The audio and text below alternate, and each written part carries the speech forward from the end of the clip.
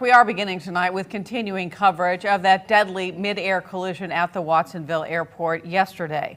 3 people died in that crash, and investigators with the NTSB are now trying to figure out what led up to the crash. Action News 8 reporter Felix Cortez is live from Watsonville right now. Felix?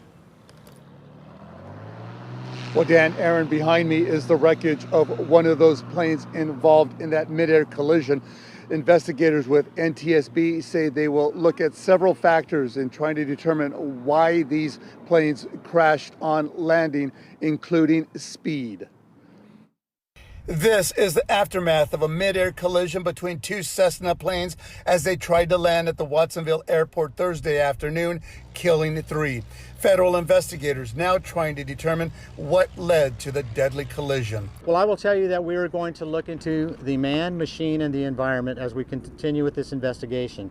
At a news conference Friday afternoon, investigators with the National Transportation Safety Board said speed may also be a factor.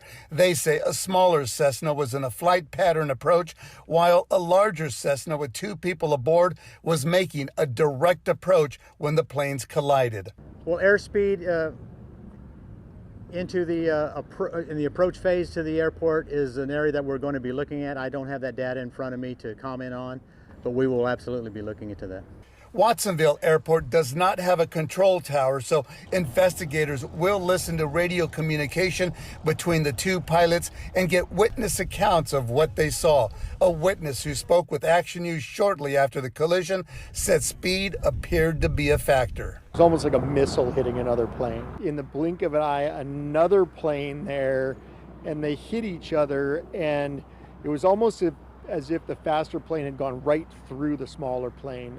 This is surveillance video of one of those planes exploding into a ball of fire.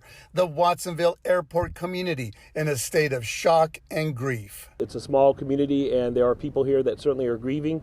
Everyone is doing everything they can to assist us, and we're just very much saddened by this event, and we're going to wait for the investigation before we make any other comment. Now back here live outside the Watsonville airport, the wreckage from that collision is still visible. NTSB investigators say they plan to remove both those planes by tomorrow afternoon. Those same investigators say a preliminary report will be issued in 2 weeks, but it could take up to 2 years before a final report is issued. As for the 3 people who were killed in that deadly collision, the coroner's office has yet to release their identities. Reporting from Watsonville, I'm Felix Cortez, KSBW, Action News 8. Hi, Felix. Thank you.